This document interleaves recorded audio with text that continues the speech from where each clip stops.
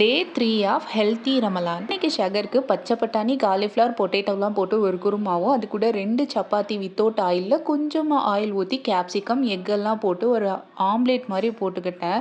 இது ரொம்பவே டேஸ்டியாக இருக்கும். கண்டிப்பாக ட்ரை பண்ணி பாருங்கள். ரொம்ப ஃபில்லிங்காகவும் இருக்கும். கேப்சிகமில் கம்மியான கேலரிஸ் தான் இருக்குது. என்னோடய பிளேட்டை நான் டெக்கரேட் பண்ணி சாப்பிடும்போது ஒரு சாட்டிஸ்ஃபேக்ஷன் வரும். கண்டிப்பாக நீங்களும் ட்ரை பண்ணுங்கள். சாப்பிட்டு முடிச்சதுக்கப்புறம் கொஞ்சோண்டு ஜீரா வாட்டர் குடிச்சுக்கிட்டேன். அப்புறம் என்னடா இன்னும் நம்ம பையன் வேலையை காமிக்கலான்னு பார்த்தேன். ஃபீவர் வர மாதிரி இருந்துச்சு. டேப்லெட் போட்டுட்டு இன்னைக்கு டீயோட குவான்டிட்டியை நான் கம்மி பண்ணிக்கிட்டேன். அல்ஹம்துலில்லாஹ் இஃப்தாரோட டைமே வந்துருச்சு. நான் சிக்கன் வச்சு ஒன்று ட்ரை பண்ணேன். பேர்லாம் எனக்கு தெரியாது. நீங்கள் ஏதாவது பேர் வச்சுக்கோங்க.